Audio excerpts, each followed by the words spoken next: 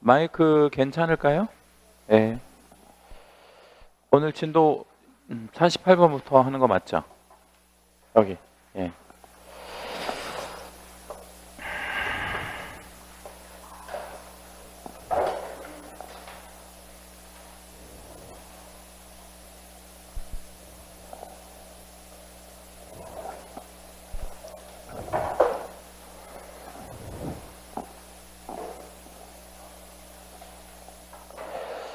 자, 그러면 수업하겠습니다. 안녕하십니까?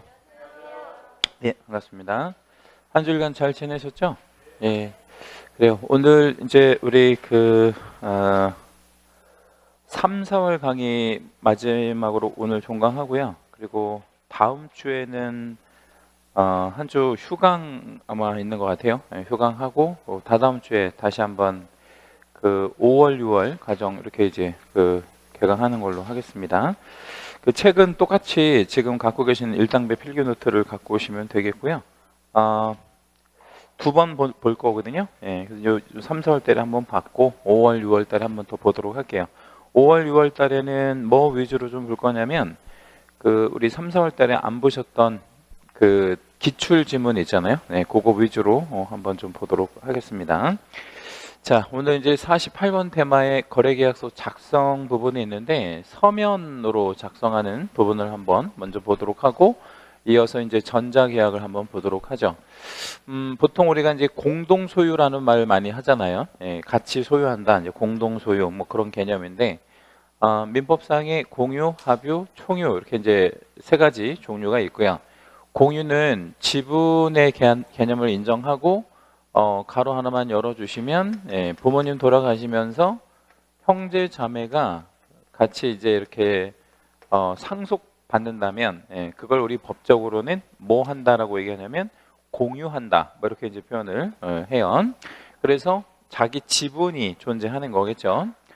그래서 지분의 처분은 자유롭고 근데 이제 공유물, 공동소유물 전체를 처분하는 거는 자유롭지 않죠. 이건 내 것도 있지만 남의 것도 있으니까 이때는 누구의 동의가 필요하냐면 전원의 동의가 필요하고요. 합유에 있어서는 보통 이제 조합 단위로 소유하는 개념을 이제 우리가 합유라고 얘기하고요. 이 합유에 있어서는 이제 지분에 대한 개념 인정해요. 근데 지분을 처분할 때도 전원의 동의, 그리고 합유물 전체를 처분할 때도 전원의 동의, 뭐 이렇게 이제 필요하고, 요 조합이라고 하는 건 이제 하나의 목적을 가지고 만들어지는 법인이다 보니까, 지분이든, 혹은 이제 공동 소유물 전체에 대한 처분이든 전원의 동의가 필요하죠. 그래서 합유 요 표현이 앞에 나오면 뒷문장에 무조건 뭐가 나와야 돼요? 전원. 예, 이게 지분에 대한 처분이든, 합유물 전체에 대한 처분이든, 전원이라는 개념이 나와야 됩니다.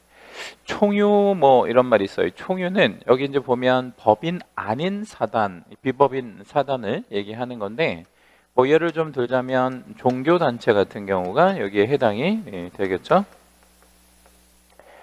또는 뭐 문중, 종중 뭐 이런 것들. 그러면 이런 비법인 사단 같은 경우에는 소유자가 누구냐면 총유원이에요. 그러니까 사원이라고 하는 표현은 이제 만약에 종교단체다, 교회다, 뭐 그러면 신도들이 그 소유자가 되는 거죠. 그래서 여기는 지분에 대한 개념은 없습니다. 따로 이제 지분에 대한 개념은 없고 그 신도들 전체가 하나의 개념으로 해서 총유하는 개념이에요. 그래서 뭐 교회 재산을 처분을 한다 그러면 규약이나 정관에 따라야 된다. 그러니까 예를 들자면 어느 교회의 규약에 우리 교회 재산은 처분할 수 없다라고 만약에 정했다면 그건 처분이 안 된다는 거죠. 근데 이런 게 없다고 하면 사원총회의 결의를 통해서 처분할 수 있는데 요건 이제 교회로 기준하면 이제 신도들의 결의 필요하겠고요. 요거 과반수의 찬성이 있어야 된다. 뭐 이렇게 보시면 될 것 같아요. 교회가 이제 좀 문제가 좀 많이 되는데 실제 실무에서 교회가 이제 거래가 많이 되잖아요. 그래서 여기 예를 좀 하나만 좀 들어드리면 서울대학교 입구에 가면 이제 전철역이 서울대 입구역이라고 하는 데가 있어요. 서울대 입구역. 거기에 몇 번 출근지는 제가 정확히 모르는데 꽤 유명한 교회가 하나 있습니다. 뭐 인터넷 검색해보면 나올 건데요. 관악구에 있는 굉장히 유명한 교회인데 그 교회가 한번 이렇게 처분이 되었거든요. 근데 처분이 되었는데 팔고자 하는 신도들과 안 팔고자 하는 신도들이 이렇게 대립이 된 거예요. 예, 그런데 이게 이제 1심, 2심, 3심 그 대법원까지 올라가서 대법원의 판결은 뭐냐면 처분하려고 하는 사람과 처분하지 않으려고 하는 신도들이 너무나 이렇게 첨예하게 대립을 하니까 대법원의 판례는 뭐냐면 교회를 그러면 뭐 해라 이렇게 잘라라 이렇게 나눠라 그래가지고 이제 그게 대법원의 최종 판결이에요. 그래서 교회를 처분해라 그래가지고 실제로 제가 그 근처 앞에 지나가면서 너무나 재밌어가지고 사진도 찍어 왔는데 교회를 물리적으로 자를 수가 없잖아요. 톱으로. 예, 그래서 어떻게 했냐면 교회 입구에 간판이 2개가 달려 있어요. 이렇게 간판이 이렇게 2개가 나란히. 예, 그래서 땡땡 교회 뭐 이렇게 있으면 요 땡땡 앞에 새 땡땡 교회 이런 식으로 이렇게 이제 붙여진 거예요. 그래가지고 예배도 따로따로 드리고 이렇게 실제로 운영하는 교회가 있습니다. 예, 교회가 굉장히 문제가 많이 좀 돼요. 그래서 제가 이제 결론 한번 내드릴게요. 우리가 이제 실무하다 보면 교회를 중개할 일이 실제로 생깁니다. 예, 교회를 이제 중개할 일이 생겨요. 그러면 교회 재산을 중개할 때는 어떻게 해야 되는지를 한번 좀 우리가 알아볼게요. 그러면 교회를 팔으려고 담임 목사님이 이제 교회 팔아주세요라고 갖고 왔어요. 그러면 여러분은 이제 개공이에요. 제일 먼저 해야 될 게 뭐예요? 교회 그 담임 목사님이 교회를 팔아달라고 가져왔단 말이에요. 근데 여러분은 개업 공인중개사예요. 제일 먼저 해야 될 일이 뭐냐고요? 응? 그렇죠. 정답이죠. 규약이나 정관을 먼저 갖고 오라고 해야지. 예, 그래서 그 교회에 규약이나 정관이 있는지 한번 확인해야 되니까 규약 혹은 정관을 갖고 오세요. 그래서 이제 갖고 왔더니 교회 재산을 절대로 처분할 수 없다? 이런 규정이 없는 거예요. 그러면 이제 어떻게 하면 되겠어? 그 담임 목사님하고 계약서를 쓰면 돼요? 안 돼요? 안 돼요. 그거는 그 목사가 소유자가 아니니까. 그러면 그 다음에 이제 이 규약이나 정관이 없다면 뭐를 해야 되는 거예요? 사원총회. 그러니까 이제 신도회의를 열어서 과반수가 찬성을 해야 된다는 거죠. 우리 교회를 처분하는 거에 대해서. 그래서 그 명부, 신도 명부라는 게 있어요. 그거에다가 뭐 이름 이렇게 뭐 가나다 순으로 쫙 이렇게 써 있으면 뭐 이름, 주민등록번호, 뭐 주소 뭐 이렇게 있고 맨 오른쪽에 찬반, 교회 파는 거에 대해서 찬성, 반대해가지고 이제 거기다가 일일이 다 도장 찍고 하는 거를 일일이 다 받아가지고 우리 이제 요걸 첨부해가지고 등기를 들어가야 돼요. 그렇지 않으면 아까 말씀드린 그런 문제가 생길 수 있다. 뭐 이런 얘기가 됩니다. 자, 그 다음에 이제 요거 공동소유 관련해서는 오른쪽에 한번 보시면 공유물 보전 관리에 관한 뭐 이런 부분들이 좀 나오잖아요. 예, 요거 좀 잠깐 설명을 좀 드려보면 보존행위, 보존행위는 말 그대로 이제 지키는 거니까 각자 알아서 하면 되는 부분이고 그 공유자, 그리고 관리행위가 있는데 이 관리행위는 무슨 수로 결정한다 이래서요? 과반수. 그래서 이 관리행위에는 뭐 여러 가지가 이제 들어가겠지만 임대차도 여기에 들어갑니다. 임대차. 그래서 우리 직전 시험에도 뭐가 이제 출제가 되었냐면 지분권자인데 3분의 2를 갖고 있는 지분권자가 있다. 3분의 2를 갖고 있는. 그럼 3분의 2면 과반이 되는 거 안 되는 거예요? 되죠? 근데 그 3분의 2 지분권자가 임대차 계약을 체결을 했을 때 그 임대차 계약에 대항력이 있겠냐? 이제 이걸 물었단 말이에요. 유효한 임대차니까 대항력은 있다고 봐야 되겠죠? 그래서 그렇게 좀 정리하시면 되겠고, 그 다음에 공유물 전체에 대한 처분행위를 할 때는 전원의 동의가 이제 필요하고 지분은 아까 자유롭게 처분할 수 있다. 뭐 이렇게 말씀드렸어요. 자, 다시 이제 왼쪽으로 돌아오셔서 거래대금. 우리가 보통 이제 계약을 할 때 계약금, 중도금, 잔금 뭐 이런 형태로 이제 주고받고 뭐 하잖아요. 그래서 계약금은 3가지 성질이 있는데 이 3가지 성질 다 좀 중요하고 증약금, 요거 3개 다 채색 하나씩 잡아주신 다음에 증약금은 계약이 실제로 됐는지 안 됐는지를 증거하는 증거금이다. 이렇게 생각하시면 되는데 이 증약금이 있어도 그만 없어도 그만인 거예요. 사실은 거래 계약은 우리 의사표시만 합치되면 되는 거니까. 다만 계약금 형태, 증약금을 걸어 놓으면 거래계약이 있었는지를 증거할 수 있는 어떤 그런 성질을 갖고 있다. 그 다음 채무 불이행에 따른 손해배상의 예정금 뭐 이렇게 이제 표현이 되어 있는데, 요거는 혹시라도 이 본 계약을 이행하지 아니하면 이만큼은 내가 손해배상금으로 지급할게 라고 하는 뭐가 있을 때, 약정이 있을 때 뭐가 되는 거예요? 위약금 성격, 위약금 성질을 갖게 되는 거죠. 그리고 계약 해제의 조건금이다 뭐 이런 말 되어 있는데, 해제할 수 있다. 해제. 그러면 이거는 뭐가 되는 거예요? 해약금 뭐 이렇게 기억하시면 되겠고, 여기 해약금에다가 별표를 좀 하나만 해주시면 되겠고요. 계약금 상태에서는, 그렇죠? 계약금 상태에서는 교부한 사람은 어떻게 하고 우리 수령한 사람은 어떻게 하고, 교부한 사람은 계약금을 뭐 하고, 계약금을 준 사람, 교부한 사람은 거래계약을 해지할 수 있잖아요. 근데 어떻게 하고 거래계약을 해지할 수 있죠? 교부한 사람은 그 돌려받지 않고가 우리 뭐라 그래? 달리 말하면 포기하고, 그 다음에 수령한 사람은 어떻게 하고 계약을 해지할 수 있다 그러죠? 배액을 상환하고 뭐 그런 것들이 이제 해약금으로서의 기능을 하는 거겠죠. 그 다음에 이제 중도금은 이행의 착수에 해당하므로 뭐 이랬는데, 여기서 이행의 착수에 해당이 된다는 거는 이제 돌이킬 수 없는 이런 상황으로 됐다 뭐 이런 얘기 되겠죠. 서양 속담에 보면 무슨 강을 건넜다 뭐 이런 속담이 하나 있는데 혹시 아시나요? 무슨 강을 건넜다, 서양 속담에. 응? 왜 주사위는 던져졌다 이렇게 하고 비슷한 말로 쓰이는 거 있거든. 무슨 강? 루비콘 강. 루비콘 강을 건넜다 이런 말 쓰잖아요. 그건 이제 그 시저가 그 강을 건너면서 이제 난 이제 다시 돌아올 수 없는 뭐 이런 상태가 됐다라고 할 때 이제 루비콘 강을 건넜다 이렇게 얘기를 하죠. 요단강을 건넜다는 건 뒤졌다는 거고, 그렇죠? 같은 의미예요. 루비콘 강이나 요단강이나. 근데 이제 요단강은 성경에 나오는 강이고요. 자, 아무튼 이행의 착수에 해당이 됐기 때문에 이제 돌이킬 수 없는 상태가 되었다 뭐 이런 얘기가 되는 거예요.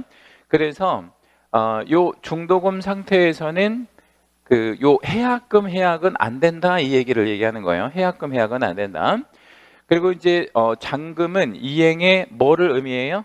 완료를 의미한다 이죠. 이행의 완료를 의미하는데, 예를 들자면 잔금을 이렇게 교부했다. 그러면 그 매수자죠. 매수자 입장에서는 더 이상 이행할 게 없잖아요. 그러면 매도인도 뭔가 이행을 해줘야 되잖아요. 완료를 해줘야 되니까. 그래서 등기 이전 혹은 물건의 인도 뭐 이런 거를 동시에 이행하는 것이 가장 안전하기는 하다. 다만 이 동시 이행하는 것이 이론적으로는 우리 가능할 수 있지만 실제로는 가능하지 않다 이렇게 말씀드린 적이 있어요. 왜 그러냐면 이걸 동시행을 하려면 어디에 가서 잔금하고 등기 서류를 이렇게 서로 교환하는 게 가장 동시행이라고 봐야 돼요. 어디에 가서?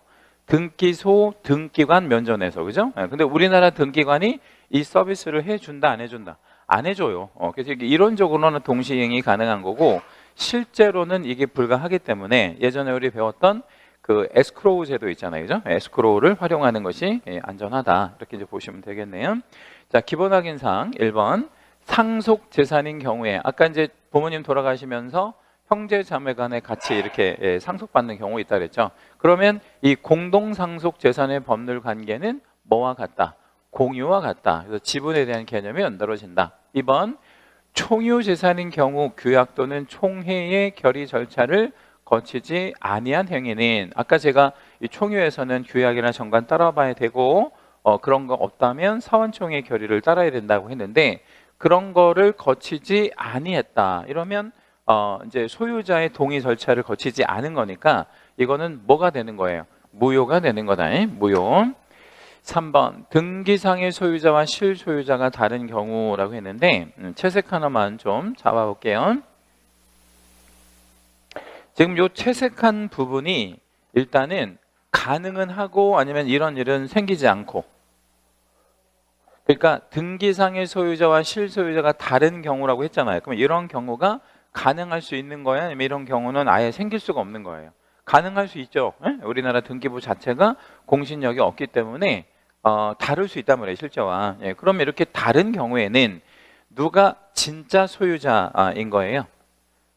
등기상의 소유자가 진짜 소유자예요? 아니면 실소유자가 진짜 소유자예요? 실제 소유자. 예, 그럼 이 실제 소유자가 진짜 소유자라고 한다면 우리는 누구랑 계약을 하는 것이 안전하지 않냐면 등기상 소유자와 계약하는 게 안전하지 않다라는 거죠.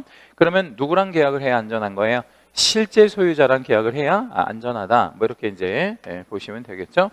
요거 우리 3번 별 하나만 잡아보고 4번 계약금 상태에서는 계약금을 포기하거나 또는 배액을 상환하거나 이 포기하는 쪽은 교부한 쪽이고 배액을 상환하는 쪽은 수령하는 쪽이죠. 그래서 상환하고 일방적으로 계약을 해지할 수 있다. 그러니까 일방적 해지한다라는 거는 상대방의 동의 없이 그렇죠? 내가 내 마음대로 임의로 그러니까 동의 없이 해지할 수 있다.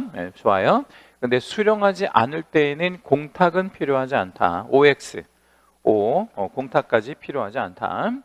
자, 5번 중도금 상태라 하더라도 예외적으로 합의가 있거나 합의 해제 또는 약정 해제 이것도 이제 계약서에 좀 써놨다든가 아니면 법정 해제 예컨대 채무가 불이행이 되었거나 되었거나 이런 거 이행지체 이행불능 이런 것들이 여기에 해당이 되겠죠. 이때라면 우리 중도금 상태라도 해약할 수는 있다. 그러니까 중도금 상태 해약이 안 된다는 거는 요 일방적 해제가 안 된다는 뜻이지 무조건 해제가 안 된다는 뜻은 아닙니다. 여기 4번도 별 하나만 좀 해주시겠어요? 자, 기출은 다음 순환 때 보기로 하고 테마 49의 전자계약으로 한번 가보도록 하고요. 별표 하나만 좀 해주시고 올해 출제가 굉장히 유력합니다. 전자계약이 갑자기 급증하고 있다고 말씀드렸죠. 전자계약의 장점이 많아서 되게 많이 이렇게 급증을 하고 있는 그런 추세이고 전자계약 체결 과정을 좀 먼저 살펴보면 계약서를 먼저 선택을 해야 되는데 현재 전자계약으로 가능한 거래계약의 종류는요. 요 두 가지가 가능해요. 뭐하고 뭐가 전자적으로 가능하대요? 매매하고 임대차, 매매하고 임대차. 그럼 나머지 예를 들면 교환, 증여, 혹은 저당권, 혹은 지상권 이런 설정 계약 같은 경우는 전자계약으로 안 되고 현재까지 개발되어 있는 계약의 유형은 두 개, 매매와 임대차만 가능하다. 일단 요거 먼저 계약서를 선택한 다음에 다음 화면 이제 넘어가면 뭐를 이렇게 입력하는 화면이 열리냐면 확인 설명서를 입력하는 화면이 열려요. 근데 확인 설명서는 크게 나누면 무슨 확인 사항과 무슨 확인 사항으로 나눈다 그랬죠? 기본 확인 사항과 세부 확인 사항 이거 다 입력을 하고 다음 화면을 계속 누르면 이제 기본 입력하고 세부 입력한 다음에 이제 드디어 네 번째 화면에 계약 내용을 작성하는 그러니까 계약서를 실제로 쓰는 그런 화면이 열려요. 근데 중요한 포인트는 뭐냐면 순서가 뭐를 입력을 다 해야만 계약서를 입력하는 화면이 열린다는 거예요. 확인 설명서. 그 말은 확인 설명서와 거래 계약서를 세트로 진행할 수밖에 없다. 이게 무슨 얘기냐면 계약서는 전자적으로 하고 확인 설명서는 종이로 할게 이거 안 된다는 거예요. 둘 다 종이로 하든 둘 다 전자적으로 하든 이렇게 세트로 해야 된다. 그리고 이제 이거 다 입력하고 다음 화면 누르면 거래인의 작성. 거래인이라고 하는 것은 거래 당사자들을 입력하는 이런 얘기이고요. 그리고 이제 완료 딱 누르면 계약서가 생성이 되어지는데 이 계약서는 전자계약서를 얘기하는 거예요. 종이 계약서를 말하는 게 아니고 전자계약서고 여기 전자계약서에는 도장을 찍을 수가 없잖아요. 그러면 서명은 무슨 서명을 하게 된다? 전자서명을 하게 된다. 이렇게 기억해 주시면 되겠고요. 요거 전자서명 이렇게 한번 빼볼게요. 이 전자계약서의 전자서명을 해야 할 당사자가 두 사람이에요. 누구랑 누구냐면 일단 거래 당사자는 당연히 해야 되고 그리고 누구도 전자서명을 해야 될까요? 개공. 이거는 개공이 입력을 지금 하는 거니까 개공도 당연히 전자서명을 해야 되는데 거래 당사자는 전자서명을 무슨 방식으로 하냐면 자기 명의로 개통된 그 휴대폰 있잖아요. 그래서 그 휴대폰에다가 자필로 서명하는 자필 서명하는 방식으로 하게 되고 개업공인중개사는 그러면 손님의 휴대폰에다가 어플을 깔아서 이렇게 여기다 이제 이름 써주시면 돼요 라고 하는 방식으로 이렇게 하게 되는 거예요. 이 자필 서명은 그 종이에다가 하는 거예요? 아니면 휴대폰에다가 하는 거예요? 휴대폰에다 하는 거예요. 종이에다 쓰는 게 아니에요. 지금 이건 종이 계약서가 아니니까. 그러면 개공은 전자서명을 어떤 방식으로 하느냐? 개공은 공동 그 뭐 있죠? 공동 인증서. 그렇죠? 우리 개업공인중개사는 공동인증서 뭐 이렇게 이제 되어지고요. 밑에다가 요거 하나 빼먹었네요. 소공도 해야 됩니다. 소공. 소공도 그러면 공동인증서 필요할까요? 그래서 개공하고 소공은 둘 다 공동인증서가 사전에 등록되어 있어야 전자서명을 할 수 있겠죠. 자, 전자계약의 장점을 보시기 전에 전자계약의 의의에 보면 이런 말이 좀 있어요. 뭐하고 뭐 없이 뭐 이런 말 나오냐면 종이와 인감 없이. 요게 어떻게 보면 전자계약의 특징을 가장 잘 이렇게 포함하고 있는 내용이라고 보시면 돼요. 종이가 없어진다. 종이가 없어지니까 자연스럽게 뭐도 없어진다. 인감, 도장을 찍을 일도 사실은 이제 없는 내용이 되겠죠. 그러면 이제 전자계약의 장점을 한번 가보면 보통 이제 시험에는 우리 항상 전자계약의 장점을 물어보는데 편리성을 주로 물어봅니다. 편리성. 전자계약은 굉장한 장점이 있다. 첫 번째가 이제 뭐냐면 부동산 거래 신고를 안 해도 됩니다. 왜냐하면 전자계약 홈페이지 쪽에서 부동산 거래 신고 홈페이지 쪽으로 자동으로 빨려 들어가기 때문에 따로 우리 개업공인중개사는 뭐 하지 않아도 된다. 우리 그 부동산 거래 신고 하지 않아도 된다. 이렇게 이해하시면 되겠고, 주택임대차 신고를 간주한다. 주택임대차 신고도 안 해도 된다. 왜냐하면 주택임대차 계약을 전자적으로 했을 때. 그리고 해제 신고 같은 것도 원래 해야 되는데 해제 신고 같은 것도 우리 전자계약 홈페이지에서 클릭만 하면 해제 신고가 이루어지는 방식으로 하기 때문에 따로 이거 할 필요 없다. 그리고 만약에 주택임대차를 전자적으로 하게 되면 무엇을 받은 것으로 볼 거냐면 확정일자를 받은 것으로 본다. 확정일자 따로 안 받아도 된다. 굉장한 지금 편리성, 장점들을 보고 있는 거죠. 그리고 여러 가지 보존 서류를 자동으로 뭐 해준다. 보존. 여기다 따로 우리 별표 하나만 해주시고요. 자동 보존하는 거 두 개가 있습니다. 우리가 전자계약을 한다고 한다면 무엇과 무엇을 세트로 입력한다 그랬죠, 제가? 확인설명서하고 거래계약서. 그럼 요거 두 가지가 이제 전자적으로 보관이 되어질 텐데 따로 우리가 이제 보존을 안 해도 되는 거죠. 그래서 원래는 확인설명서, 거래계약서 몇 년 각각 보존해야 돼요. 3년과 5년을 각각 보존을 해줘야 되는데 요 보존을 우리가 따로 안 해도 된다 이 말이에요. 이거를 따로 안 해도 되고 자동으로 보존해준다. 요게 이제 불필요하다. 인장을 찍을 일이 없다 라고 말씀드렸죠. 전자적인 거니까. 그리고 전자계약은 대단히 경제적이다. 지금 실무에서 전자계약이 급증하는 이유는 이것 때문에 그래요. 금리 할인하는 이런 거. 지금 금리가 0.1에서 최대 0.2%까지 이렇게 할인해 주는데 굉장히 큰 거예요, 아니면 작은 거예요? 굉장히 큰 거죠. 이게 보통 금액도 큰 데다가 장기적으로 대출이 들어가니까 등기 신청 수수료를 또 할인하는데 요거는 30% 할인을 지금 해주고 있어요. 이것도 되게 큰 거죠. 30% 할인해 준다는 거는. 그리고 전자계약 홈페이지를 국가기관이 직접 운영하다 보니까 여러 가지 그 대장류 있잖아요. 뭐 토지대장, 뭐 임야대장, 건축물대장 이런 거를 따로 발급하지 않고 그냥 전자계약 홈페이지에서 클릭만 하면 그 대장을 이렇게 화면상에 팝업창으로 띄울 수 있어요. 뭐 건축물 대장 이렇게 띄워가지고 건축물 대장을 단순히 띄우기만 하는 게 아니라 건축물 대장을 우리 그 창에다 띄웠잖아요. 그럼 거기다 맨 밑에 보면 반영이라고 하는 이제 아이콘이 생성이 되고 클릭을 하면 그 건축물 대장에서 필요한 정보들이 있잖아요. 그게 전자계약 홈페이지로 자동으로 들어가기 때문에 굉장히 편리하고 굉장히 경제적 이런 거 안 떼도 되는 어떤 발급 비용 같은 것들이 최소화 시간 비용 이런 게 다 줄어든다. 그리고 국가기관이 직접 운영하다 보니까 대단히 안전하다. 뭐 이렇게 생각해 주시면 되겠고요. 여기 보면 타임 스탬프라고 하는 표현이 있어요. 근데 밑줄 하나만 해주시고 위변조 같은 거를 방지하는 뭐 이런 기술이기도 하고요. 여기서 하나 더 정리해 보면 이중매매도 방지하게 된다. 이중매매 방지. 예. 이중매매가 어떻게 이루어지는 거냐면 우리 간단하게 사례 하나만 좀 적어 볼게요. A가 매도인인데요. 이걸 B한테 일단 여기 매수인데 매매를 한번 합니다. 이 편의상 1매매라고 제1매매라고 할게요. 근데 이중매매는 매매를 한 번 더 한다는 얘기잖아요. 여러 번. 그래서 C한테 또 매매를 또 해요.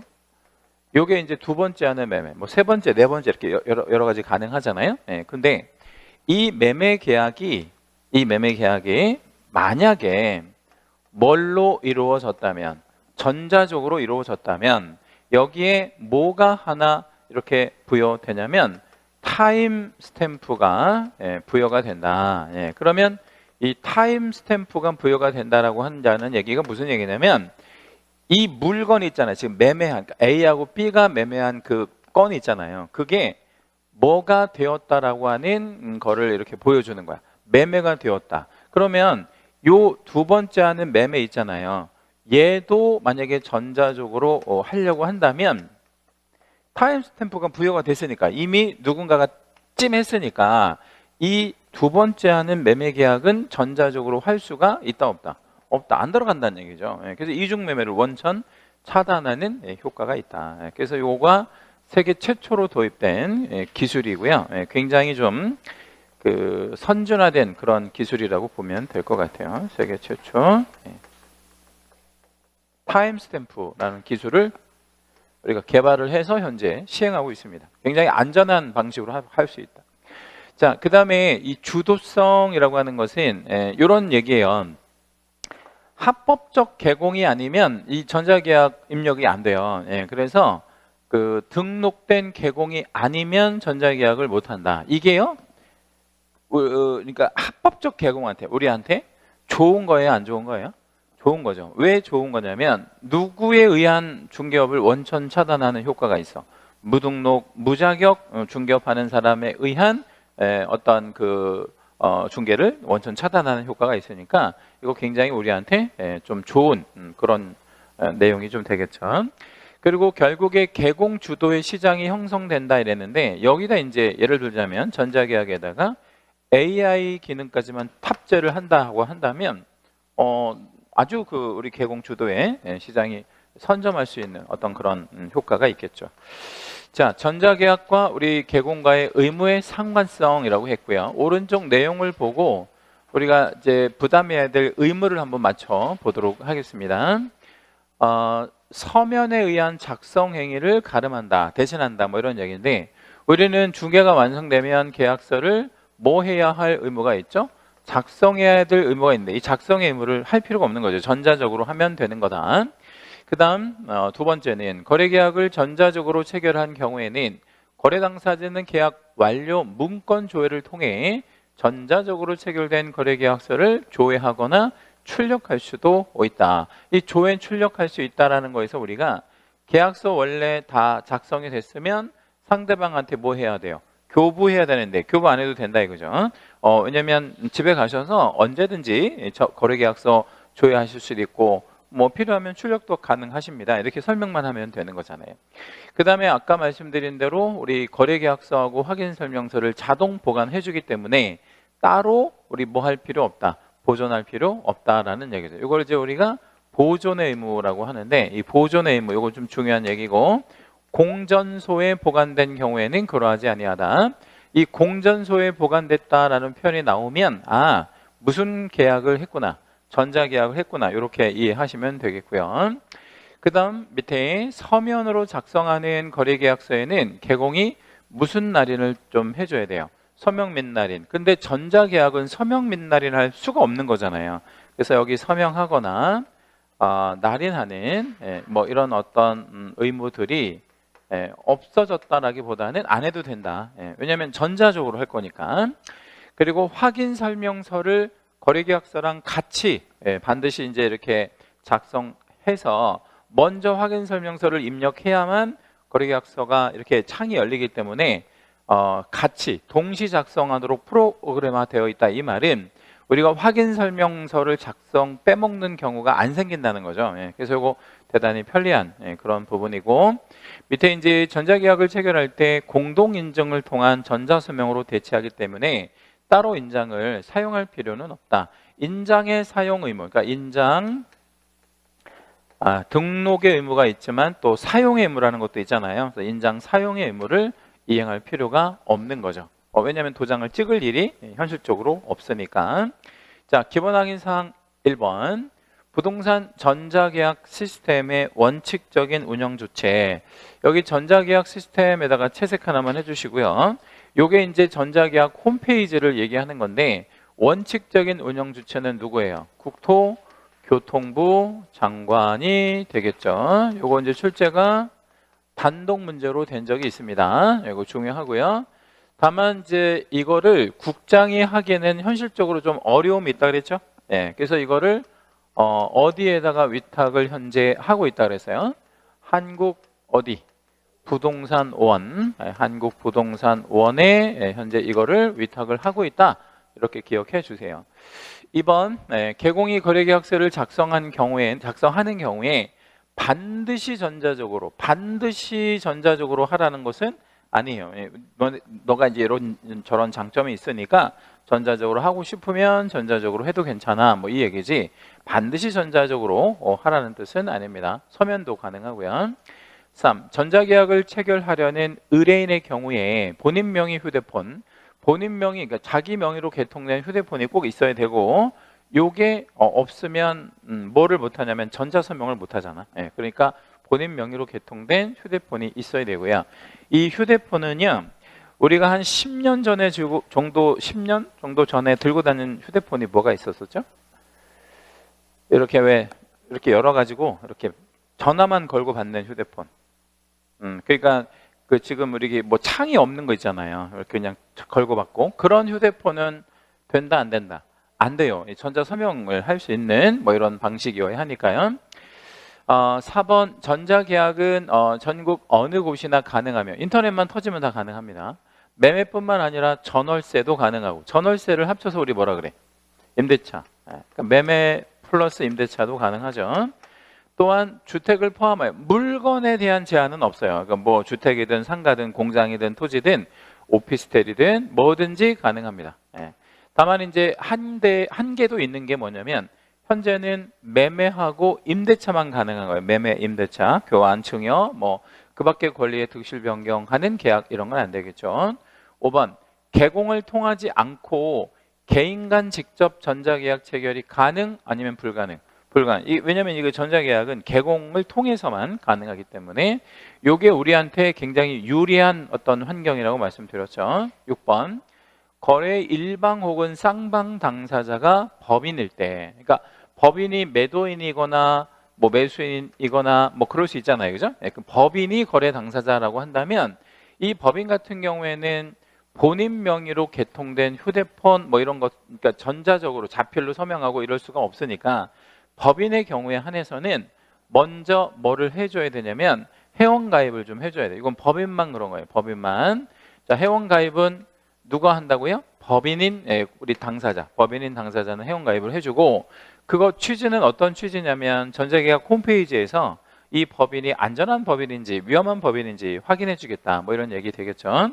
그래서 회원가입을 마친 후에 우리 중개거래에서 당사자가 되어서 전자계약이 가능하다. 맞는 얘기예요. 법인은 꼭 회원가입이 필요합니다. 7번, 공동중개를 통한 전자계약 체결 시 참여 공인중개사는, 여기 참여 공인중개사 밑줄, 그러면 공동중개는 몇 명 이상의 개공들이 참여하는 거죠? 2명 이상. 그러니까 여기 이제 참여하는 공인중개사는 예컨대 이제 개공들이 여기에 이제 들어가는 거죠. 개공들. 2명 이상의 개공들. 그 다음에 왜 참여 공인중개사라고 표현을 했냐면, 누구도 여기 들어가요. 소공도 여기에 들어갈 수 있겠죠. 소공이 중개할 수도 있는 거니까. 그래서 개공들과 소공을 합쳐서 참여 공인중개사라고 표현한 거예요. 이 참여 공인중개사 모두가 전자계약의 회원가입, 그다음에 공동인증서 등록이 반드시 되어 있어야 돼요. 만약에 공동중개를 둘이 하는데 한쪽은 전자계약을 할 수 있는 쪽이고 한쪽은 전자계약을 못하는 쪽이에요. 그러면 공동중개를 전자적으로 할 수 있다 없다? 없다. 둘 다 되어 있거나 아니면 한쪽이 만약에 그 전자계약 홈페이지에 회원가입이 안 돼 있어요. 그러면 어떤 방식으로 공동중개하면 되겠어?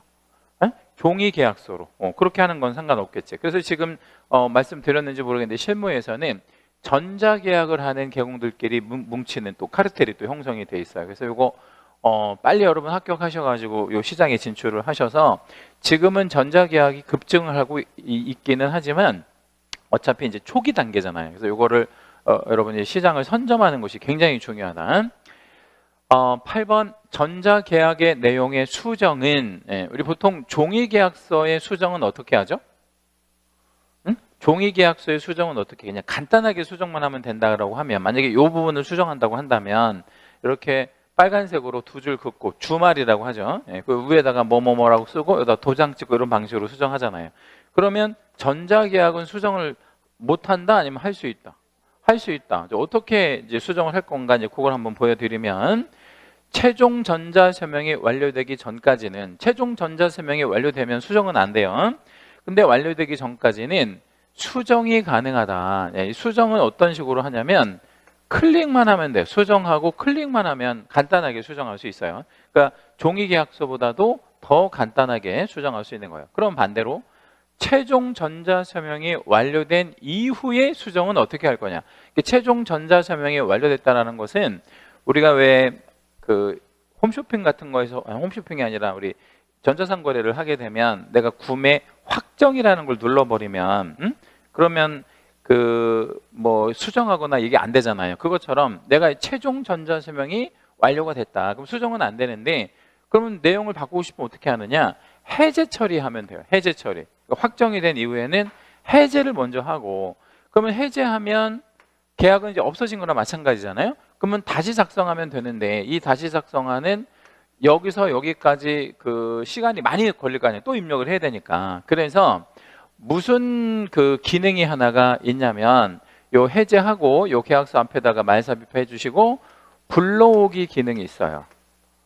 뭐한 계약을 불러오기 기능. 해제한 계약을 불러올 수 있어요. 그래서 불러오기 기능을 활용해서 계약서를 다시 작성하면 되기 때문에 대단히 어떤 방식으로 할 수 있냐면 편리한 방식으로 수정하는 거 가능하다. 9번 전자계약이 계약 완료된 계약건에 대하여 계공은 계약 해제 버튼을 클릭하여 요거 좀 중요한 얘기입니다. 해제 버튼만 클릭을 하면 이거 자체가 해제가 되어지고요. 이 해제가 되어지면 이퀄 무슨 신고를 할 필요가 없다. 해제 신고할 필요가 없다. 해제 신고 간주 뭐 이렇게 이해하시면 되고요. 요거 별표 아주 중요한 얘기입니다. 해제 버튼만 클릭을 하면 해제 신고할 필요가 없는 거죠. 원래 우리 해제 신고는 해제된 날로부터 며칠 안에 해야 되죠? 30일 안에 해야 되는데 그걸 할 필요 없다는 얘기죠. 우리 당사자 입장에서 보면. 그리고 해제 서명이 완료된 계약건에 대해서는 해제 스탬프. 아까 우리 그 뭡니까? 타임 스탬프 같은 것도 있다 그랬죠? 근데 이 해제 스탬프는 뭐냐면 이렇게 이해하시면 돼요. 이 해제 스탬프는 요게 이제 전자 계약서예요. 매매 계약서라고 한번 해볼게요. 이 계약서는 전자적으로 체결된 전자 매매 계약서입니다. 근데 이게 만약에 해제 처리가 딱 되잖아요. 그러면 이게 어떤 식으로 반영이 딱 되냐면 이렇게 사선으로 계약 해제 이런 식으로 스탬프가 이렇게 처리가 된다는 거야. 근데 왜 이런 식으로 하냐면 왜 이런 식으로 이 색깔도 빨간색으로 해버려요. 왜 이런 식으로 하냐면 이 계약은 뭐 됐으니까 해제됐으니까 이 계약상의 당사자한테 돈을 빌려주거나 또 다른 법률 관계를 맺거나 이렇게 해라 아니면 하지 말아라. 하지 마. 이거 되게 위험한 지금 부분이 되니까 이거 우리 은행 같은 데에다가 이거 그 해주지 말라 뭐 이런 어떤 의미를 담고 있는 겁니다.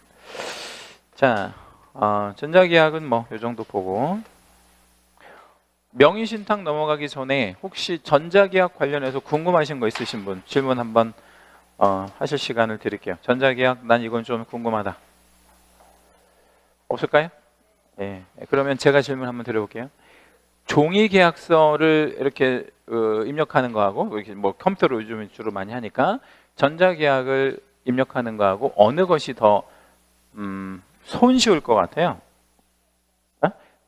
좀 쉽다. 예, 어떤 게 좀 쉽다.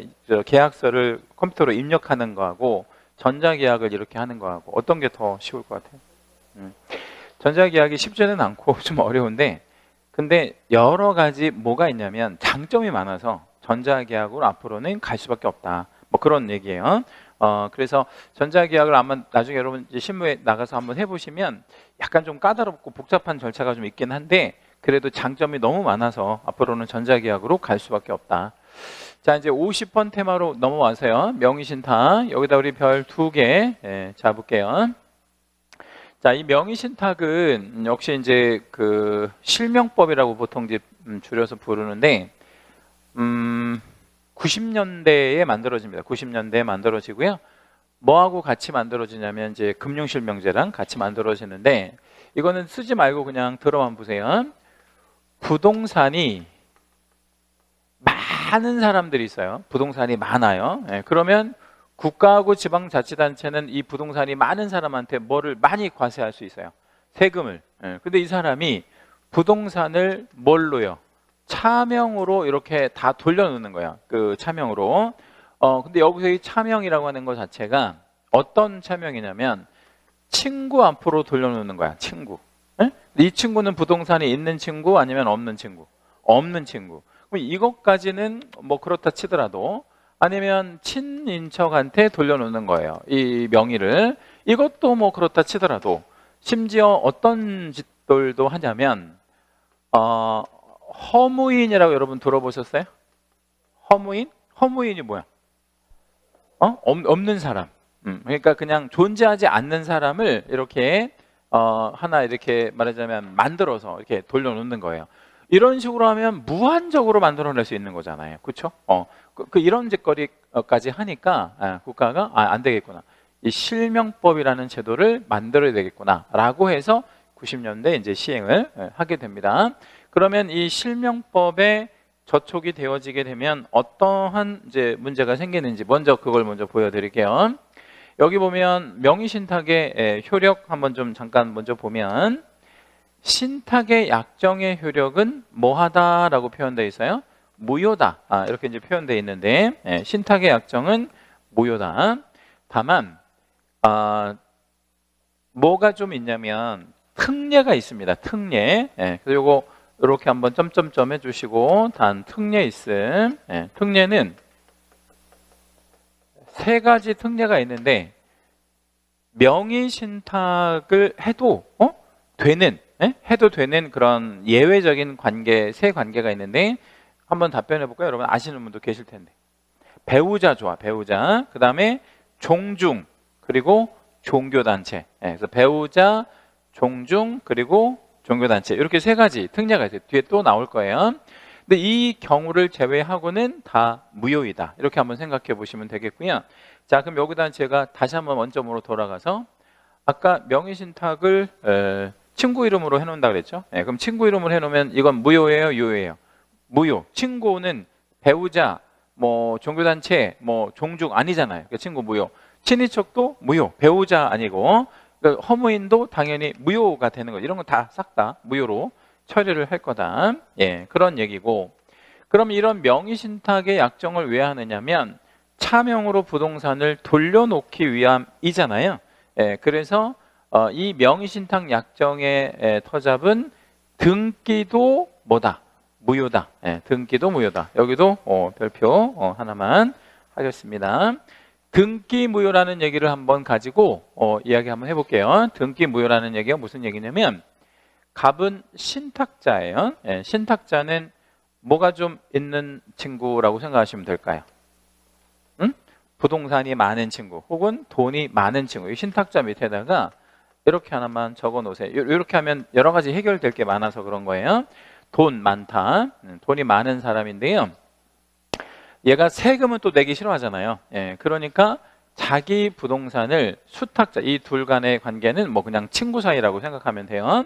야, 네 이름으로 좀 잠깐 약정을 해, 신탁 약정을 해서 부동산 좀 맡겨놓자 하고 이렇게 이전 등기가 이루어진 거예요. 근데 그 등기가 뭐라는 거죠?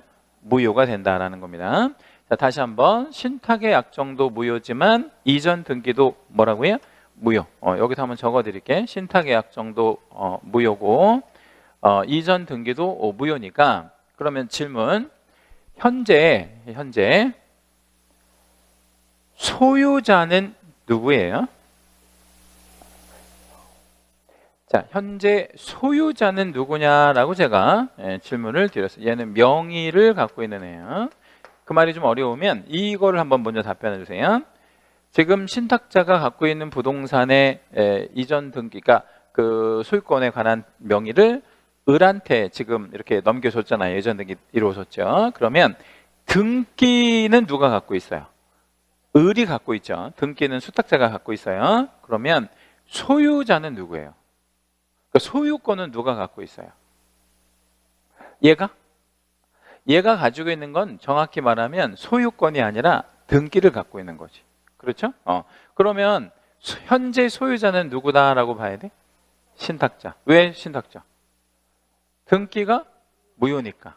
그럼 이렇게 넘어간 등기가 무효이기 때문에 소유권은 누가 갖고 있고 신탁자, 등기는 누가 갖고 있고 수탁자. 그럼 아까 우리 그 지문에서 등기상의 소유자와 실소유자가 다를 수 있다라고 우리가 전제했잖아요. 이런 경우가 다를 수 있네. 그렇죠? 그러면 이 둘 간의 관계, 그러니까 신탁자와 수탁자의 관계를 법률은 장려하거나 뭐 아니면 뭐 그냥 그대로 봐주거나 이러면 안 되잖아요. 그래서 처벌을 할 거예요. 어떻게 처벌을 할 거냐면 신탁자는 돈이 좀 있는 사람이니까 좀 세게 아니면 약하게 세게 얼마나 세게 이제 처벌을 할 거냐면 5년 2억으로 처벌을 할 거고 그 다음에 얘는 돈은 없는 애지만 그래도 명의를 빌려주고 그러면 안 되잖아요. 그래서 얘도 처벌을 하는데 얼마에 얼마 3년에 1억 이렇게 이제 처벌을 할 거예요.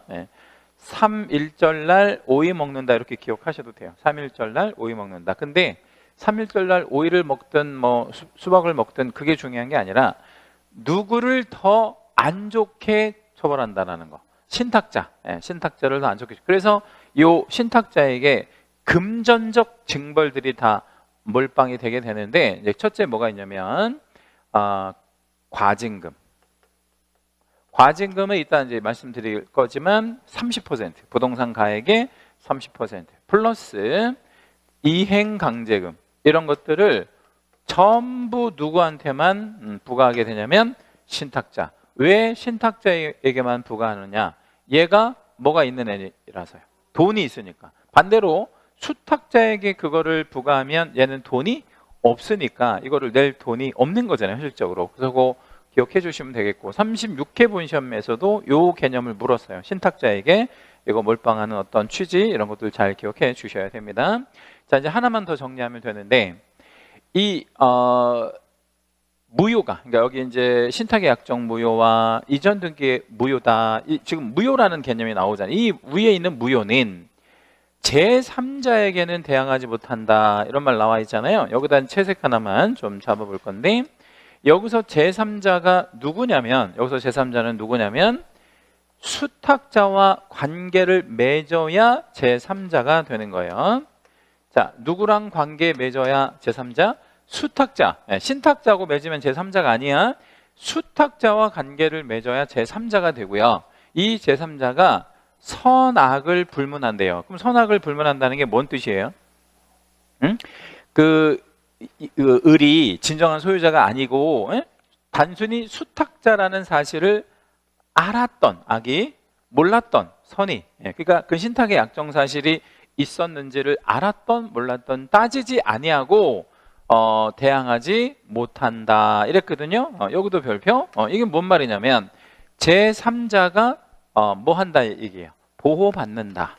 얘가 이제 소유권을 취득한다 이 얘기가 되겠죠. 왜 그러냐? 지금 법은 누구를 정말 지금 괘씸하게 생각하고 있죠? 신탁자와 수탁자를 지금 괘씸하게 생각하고 있는데 하지 말라는 짓을 했는데 얘네를 보호할 하등의 이유가 없잖아요. 근데 제3자를 보호해 줌으로 인해서 너네들이 하는 행위가 너무 나쁜 행위고 범죄 행위다라는 거를 이제 자각할 수 있도록 제3자는 언제나 보호한다. 근데 언제나 보호한다는 게 뭐를 불문한다는 거예요? 선악을 불문한다. 요 내용들이 우리 그 실명법의 가장 중요한 본질적인 내용들입니다. 예. 잠깐 이제 쉬었다가 다음 시간에 삼자간하고 계약명의 신탁 들어갈게요.